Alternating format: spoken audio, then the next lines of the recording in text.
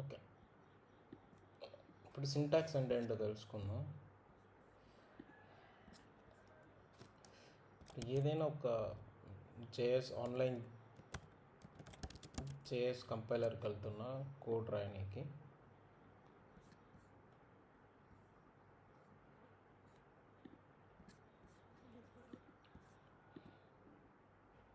మీరు ముందు వీడియోలో ఉన్న సెటప్ లైన్ రాయొచ్చు. ఇక్కడ జస్ట్ ఇక్కడ ప్రోగ్రామిజ్లో వస్తే ఇక్కడ కాన్సోల్ లాగ్ ట్రై ప్రోగ్రామిజ్ అని ఉంది. కాన్సోల్ లాగ్ అంటే అవుట్పుట్ని చూడడానికి కాన్సోల్ లాగ్ వాడతాం. అసలు సింటాక్స్ అంటే రూల్స్. ఇప్పుడు ఒక ప్రోగ్రామింగ్ లాంగ్వేజ్ని ఇలానే రాయాలి అని చెప్పడాన్ని సింటాక్స్ అంటారు. అంటే ఇప్పుడు కంప్యూటర్కి నువ్వేం రాస్తున్నావో తెలియాలి నీ కంపైలర్కి, దాన్ని మనం సింటాక్స్ అంటాం. ఇప్పుడు మనకి తెలుగు భాషలో ఇట్లాంటి పదాలే వాడాలి, ఇట్లా పర్యాయ పదాలు వాడాలి, లేకుంటే ఇట్లా వర్డ్స్ని గ్రూప్ చేయాలి, ఇట్లా మనం ఎట్లా ఉంటుందో సింటాక్స్ కూడా అట్లే ఉంటుంది. ఇప్పుడు వేరియబుల్స్ని ఇలానే డిక్లేర్ చేయాలి, ఆ ఫంక్షన్స్ని ఇప్పుడు మన కాన్సెప్ట్స్ ఉంటాయిగా, ఇప్పుడు variables, operators, data types, functions, statements, loops అని ఉంటాయిగా. ఇది ఒక్కొక్క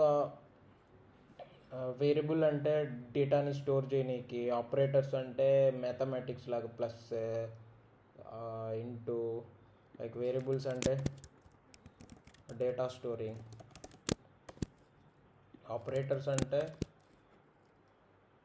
లైక్ మ్యాథమెటిక్ థింగ్స్, ప్లస్ అయి ఉండొచ్చు, అడిషన్, సబ్ట్రాక్షన్, మల్టిప్లికేషన్, ఈక్వల్స్ కాదా, not equal to నాట్లో.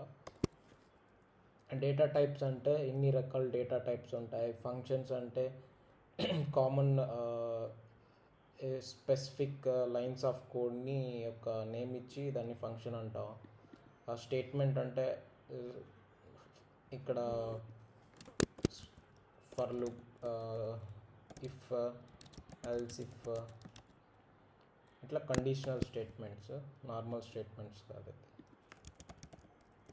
Conditional statements. Loops, same line of కోడ్ని అగైన్ ఈ ఫీచర్స్ అన్నిటినీ కంప్యూటర్కి అర్థమయ్యేటట్టు, ఆ ప్రోగ్రామింగ్ లాంగ్వేజ్ కంపైలర్కి అర్థమయ్యేటట్టు రాసేదాన్ని సింటాక్స్ అంటారు. ఓకే, సో ఇప్పుడు వేరియబుల్స్ ఉన్నాయనుకో, ఈ వేరియబుల్స్ని ఎలా డిక్లేర్ చేస్తాం? ఇప్పుడు వేరియబుల్స్ అనగానే దీంట్లో టాపిక్స్ కొన్ని. వేరియబుల్ని ఎలా డిక్లేర్ చేస్తాం? వేరియబుల్కి వాల్యూ ఎలా ఇస్తాం? Assigning value to variable, accessing value from variable. Okay, reassign means ఒక వేరియబుల్ని డిక్లేర్ చేశాక, అంటే వేరియబుల్ అంటే ఏంటి కూడా వస్తుంది ఇక్కడ. వాట్ ఈజ్ వేరియబుల్ అని ఇస్తే జస్ట్ జనరల్ డెఫినేషన్.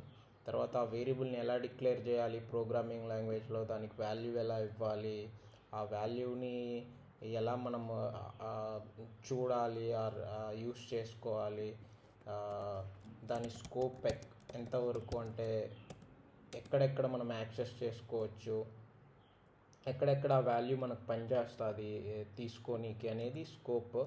ఇలా వీటన్నిటినీ సింటాక్స్ రూల్స్ అంటారు.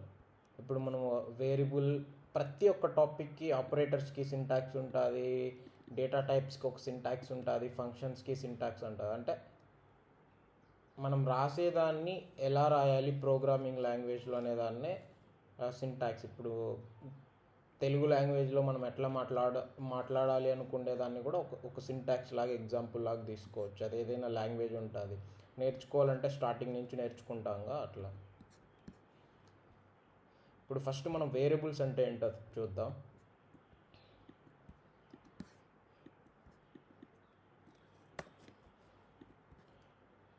వేరియబుల్ అంటే variables are containers to store values. ఏదైనా ఒక వాల్యూని స్టోర్ చేసుకోనికి మనం వేరియబుల్స్ని వాడతాం. ఇక్కడ కంటైనర్స్ ఎందుకన్నామంటే యాక్చువల్లీ ఇప్పుడు ఒక లారీ ఇట్లాంటి కంటైనర్లో మనం స్పెసిఫిక్ గూడ్స్ కానీ అట్లా స్టోర్ చేస్తాంగా, అట్లా ఇప్పుడు మనం మ్యాథమెటిక్స్లో అయితే లెట్ ఎక్స్ ఈక్వల్ టు 5 అట్లా ఇస్తాంగా, అప్పుడు ఎక్స్ అనేది వేరియబుల్ అనమాట. అట్లా ప్రోగ్రామింగ్ లాంగ్వేజ్లో కూడా ఒక వాల్యూని ఫైవ్ అనే వాల్యూని స్టోర్ చేయనీకి కానీ, స్ట్రింగ్స్ అనేటివి స్టోర్ చేయనీకి కానీ డిఫరెంట్ టైప్స్ ఆఫ్ వాల్యూస్ ఉంటాయి. అవి మీకు డేటా టైప్స్లో వస్తాయి. ఫస్ట్ ఇప్పుడు వేరియబుల్స్ అంటే చూద్దాం. వేరియబుల్ని డిక్లేర్ చేయాలంటే జావా స్క్రిప్ట్లో 3 ఉంటాయి, 3 keywords: let, var, const. Okay, ఈ 3 కీవర్డ్స్తో మనం వేరియబుల్ని డిక్లేర్ చేద్దాం. మనం ఫస్ట్ ఒకటి తీసుకుందాం, లెట్ ఒక్కటే, var, కాన్స్ట్ తర్వాత చూద్దాం. ఒక వేరియబుల్ని డిక్లేర్ చేస్తాను, let keyword name of the variable, suppose నేను నేమ్ అనుకుంటున్నా, వాల్యూ నాగరాజ్. స్ట్రింగ్ అయితే పేర్లు ఇలా అయితే డబుల్ కొటేషన్లో ఇస్తాం, నెంబర్స్ అయితే 1 2 3 ఇట్లా డైరెక్ట్ ఇవ్వచ్చు. ఓకే, దీన్ని డిఫరెంట్గా రాయొచ్చు, వేరే కీవర్డ్స్ని యూజ్ చేసి కూడా డిక్లేర్ చేయొచ్చు.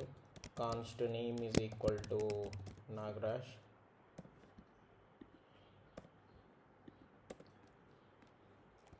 var name is equal to Nagaraj.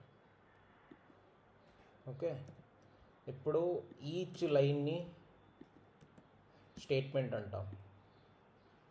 Okay, what is statement in JavaScript? Each line in program is called statement. దీన్ని ఒక స్టేట్మెంట్ అంటాం, దీన్ని ఒక స్టేట్మెంట్ అంటాం, దీన్ని ఒక స్టేట్మెంట్ అంటాం. ఈ స్టేట్మెంట్ ఏం చెప్తుందంటే ఒక నేమ్ని లెట్ అనే దాంతో డిక్లేర్ చేసాం. ఈ లైన్ ఏం చెప్తుందంటే ఒక నేమ్ని, ఒక నేమ్ వేరియబుల్ని కాన్స్ట్ అనే కీవర్డ్తో డిక్లేర్ చేసాం, దానికి వాల్యూ నాగరాజ్ అని ఇచ్చాం. ఇది var అనే కీవర్డ్తో డిక్లేర్ చేసాం, దీని వాల్యూ నాగరాజ్ అని ఇచ్చాం. సో ఈ లెట్, కాన్స్ట్, varకి డిఫరెన్సెస్ మళ్ళీ చెప్పుకుందాం. అసలు దీని సింటాక్స్ అని ఎందుకన్నా అంటే కంప్యూటర్కి ఆర్ దిస్ ప్రోగ్రామింగ్ కంపైలర్కి, జావా స్క్రిప్ట్ ప్రోగ్రామర్ కంపైలర్కి ఈ వేరియబుల్ని డిక్లేర్ చేయాలంటే ఖచ్చితంగా లెట్, var, కాన్స్ట్ అనేది ముందు ఉండాలి, తర్వాత వేరియబుల్ నేమ్ ఉండాలి, వాల్యూ అసైన్ చేయాలంటే ఈక్వల్ టు ఇవ్వాలి, తర్వాత వాల్యూ ఇవ్వాలి. ఓకే, ఇప్పుడు నేమ్ దీన్ని రాయాలంటే keyword variable type keyword. Okay, plus variable name space, not plus, space variable name equal to variable value. ఇది సింటాక్స్. ఓకే, ఇక్కడ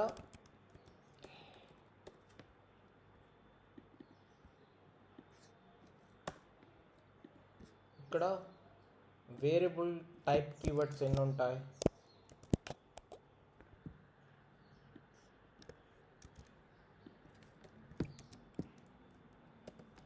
let, var, const.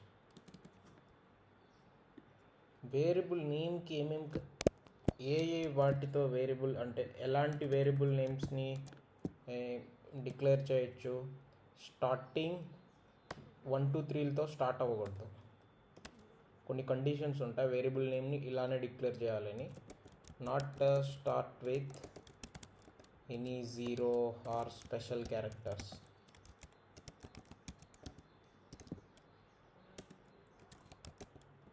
వేరియబుల్స్కి not contain spaces in the middle.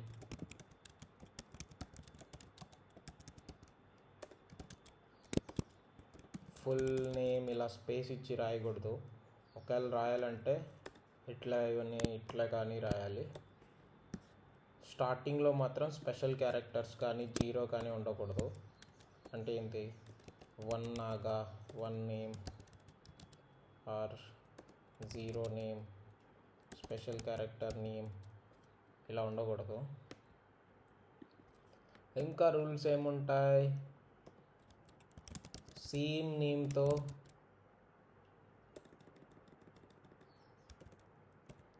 Don't declare variables with same name. అంటే ఇక్కడ name అని ఒక వేరియబుల్ని declare చేసావు, మళ్ళీ name అనే వేరియబుల్ డిక్లేర్ చేయకూడదు. ఈవెన్ వేర్తో చేయొచ్చు, కానీ మీరు ఆల్వేస్ చేయకూడదు అనే కండిషన్ పెట్టండి. లెట్ కాన్స్ట్ ఈవెన్ మీరు చేసినా కానీ కంపైలేషన్ ఎర్రర్ వస్తుంది. ఓకే, ఆ ఎర్రర్స్ అవన్నీ మళ్ళీ చూద్దాం. ఈ బేసిక్ రూల్స్ ఇవి మీరు గుర్తుపెట్టుకోవాలి బ్లైండ్గా. ఇప్పటికీ ఇవి చాలు. ఇప్పుడు మనము వేరియబుల్ నేమ్ వాల్యూ ఎలాంటి వాల్యూ ఇవ్వాలి. ఈ కోలన్ ఉండొచ్చు లేకపోవచ్చు జావా స్క్రిప్ట్లో, అదేం కంపల్సరీ కాదు. వేరియబుల్ వాల్యూ ఎలాంటి వాల్యూ ఇవ్వాలి.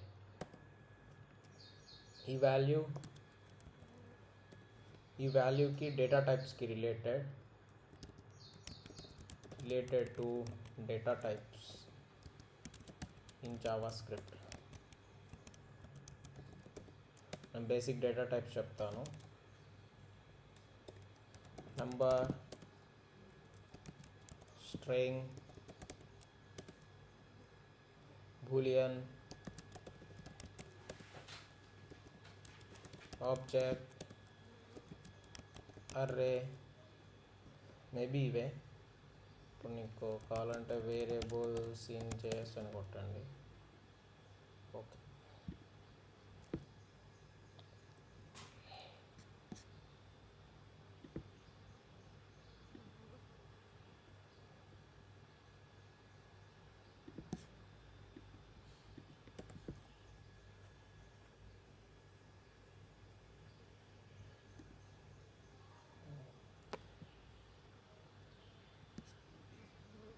వేరియబుల్స్ డేటా టైప్స్ ఇవన్నీ. వీటిలో మెయిన్ మాత్రం స్ట్రింగ్, నెంబర్, బూలియన్, బిగిన్ కూడా నెంబర్ కిందకే వస్తుంది.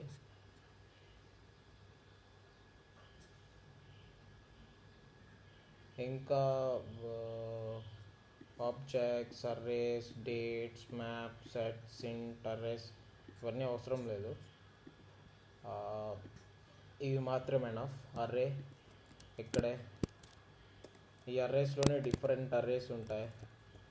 Array of numbers, array of strings, array of Boolean, array of objects, array of arrays.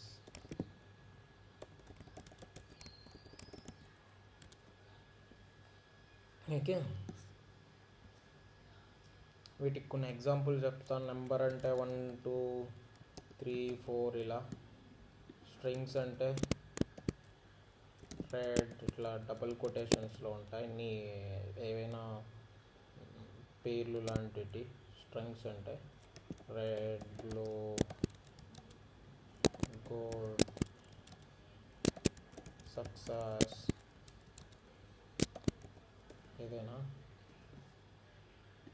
Boolean అంటే ట్రూ ఆర్ ఫాల్స్, ట్రూ లేదా ఫాల్స్, లేకుంటే 0 ఆర్ 1. ఓకే, ఆబ్జెక్ట్స్ అంటే కీ వాల్యూ పేర్స్. ఈ సింటాక్స్లో ఉంటాయి. కీ వాల్యూ, ఇలా ఎన్నైనా కీ వాల్యూస్ ఉండొచ్చు. Key two, value two. Array అంటే సేమ్ డేటాని కామా సపరేటెడ్లో ఉంటాయి. 1, 2, 3, 4 or red comma blue comma yellow.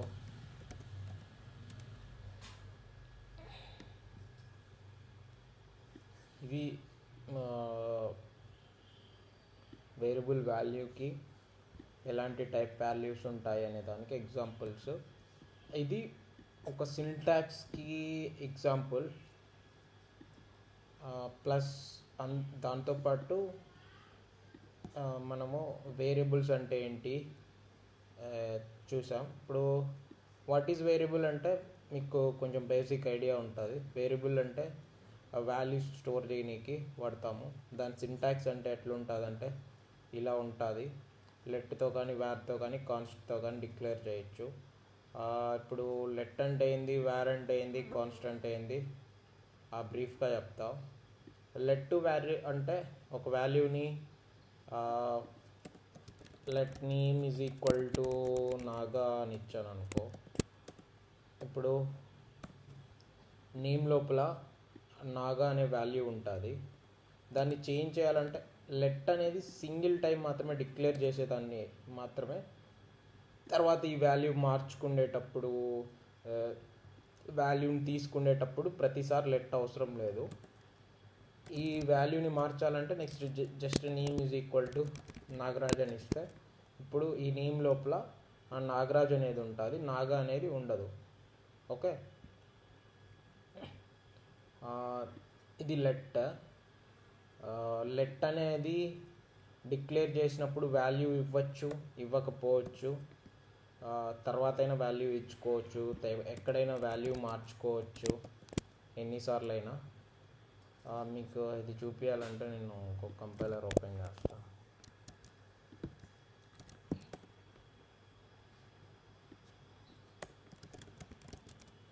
Let name is equal to అని డిక్లేర్ చేసా. console.log name. ఇప్పుడు దీన్ని రన్ చేస్తే ఆ నేమ్ లోపల ఏం ఉండదు, సో అన్డిఫైన్డ్ అని వస్తుంది. దీనికి నువ్వు కన్సోల్ లాగా అనేది అవుట్పుట్ చూసుకోనికి దీని లోపల స్క్వేర్ పెరాంథసిస్ లోపల వేరియబుల్ నేమ్ ఇస్తే ఆ వేరియబుల్ వాల్యూ ఇక్కడ చూపిస్తుంది.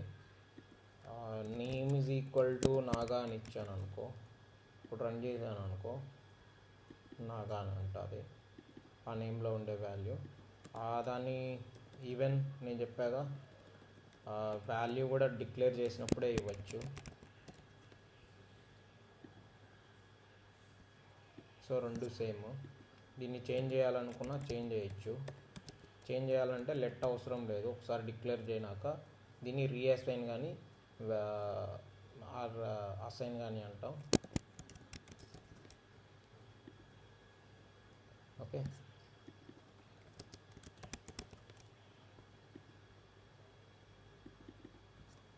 ఇది వార్ కూడా సేమ్. లెట్కి వార్కి ఏం తేడా ఉండదు, అది అడ్వాన్స్ కాన్సెప్ట్లో చూద్దాం. కానీ కాన్స్టెంట్ అంటే ఒక్కసారి డిక్లేర్ చేసామనుకో అది కాన్స్టెంట్, తర్వాత చేంజ్ చేయలేం. అది ఆల్వేస్ ఎప్పుడు ఒకేలా వాల్యూ ఉంటుంది అని చెప్పేది. ఇప్పుడు మెథమెటిక్స్లో పై ఈక్వల్ టు 3.14 అని ఉంటుంది, అది కాన్స్టెంట్, ఎక్కడైనా మనం ఒకే విధంగా ఉంటుంది. అట్లాంటి ఏంటైనా వాల్యూలు ఉంటే వాటిని కాన్స్టెంట్లో డిక్లేర్ చేసుకుంటాం. ఇప్పుడు చూడండి, ఇప్పుడు ఎర్రర్ వస్తుంది. Assignment to a constant variable అంటే కాన్స్టెంట్ వేరియబుల్కి నువ్వు వాల్యూ అసైన్ చేయడానికి ట్రై చేస్తున్నావు, అది టైప్ ఎర్రర్ అని వస్తుంది. సో వాల్యూ అసైన్ చేయలేం. ఈవెన్ ఒక కాన్స్టెంట్ని డిక్లేర్ చేశాక వాల్యూ ఇవ్వకుండా కూడా ఉండలేం. వాల్యూ కూడా డైరెక్ట్ అప్పుడే ఇచ్చేయాలి డిక్లేర్ చేసినప్పుడే. మిస్సింగ్ ఇనిషియలైజర్ ఇన్ కాన్స్ట్ డిక్లరేషన్ అంటే వాల్యూ ఇనిషియలైజ్ చేయట్లేదు అని చెప్తుంది. ఏదైనా వాల్యూ ఇవ్వాలి, 1 కానీ 2 కానీ. ఓకే, 1 2 అనేది ఇది మన డేటా వాల్యూ బట్టి నేను ఇక్కడ చెప్పున్నాగా వేరియబుల్ వాల్యూస్ ఎన్ని ఉంటాయి అనేటి. Variable value or data types ఏదైనా ఇక్కడ వేరియబుల్ రిలేటెడ్గా. ఓకే, లెట్ టు వేరీ కాన్స్ట్కి మీకు ఐడియా వచ్చింది అనుకుంటా. ఈ కాన్సెప్ట్లో మనం సింటాక్స్ అండ్ వేరియబుల్స్ గురించి తెలుసుకున్నాం. వేరియబుల్ డిక్లేర్ అంటే లెట్ వేరియబుల్ నేమ్, అది వేరియబుల్ డిక్లేర్ అంటే ఇది సింటాక్స్. ప్లస్ డిక్లరేషన్ ఎగ్జాంపుల్స్ కూడా నేను ఇక్కడ చెప్పా. ఇట్లా name equal to Nagaraj, let name equal to Nagaraj అట్లా. యాక్సెసింగ్ వాల్యూ అంటే ఇదే కన్సోల్ లాగ్, లేకుంటే కాన్స్ట్ ఇంకొకటైనా డిక్లేర్ చేస్తాము. ఏంటి ఇప్పుడు అమౌంట్ 100 రూపీస్ ఉందనుకో, ఇది ఇంకొక దానికి ఇస్తున్నాం అనుకో, అమౌంట్ 2కి అమౌంట్ ఇస్తే ఈ అమౌంట్ 2లోకి అమౌంట్ వాల్యూని అసైన్ చేస్తున్నాం. అంటే ఇక్కడ 100 ఇవ్వకుండా ఈ వాల్యూని ఇక్కడ ఇస్తున్నాం. సో ఈ అమౌంట్లో ఈ వాల్యూని యాక్సెస్ చేయొచ్చు అని. ఈవెన్ కన్సోల్ లాగ్ అమౌంట్ 2 వాల్యూని యాక్సెస్ చేస్తున్నాం, దీన్ని యాక్సెస్ అంటారు. స్కోప్ అనే కాన్సెప్ట్ ఇప్పుడు అవసరం లేదు. ఫంక్షన్స్ స్టేట్మెంట్స్ దగ్గర స్కోప్ పెట్టుకున్నా, ఇది పెండింగ్ అని పెడతా. ఇది ఈరోజు వీడియో. ఇదంతా మీకు చాలా క్లియర్గా తెలిసి ఉండాలి. నోట్ చేసి పెట్టుకోండి. ఈవెన్ బై హార్ట్ చేసుకున్నా ఓకే, ప్రాక్టీస్ చేయండి.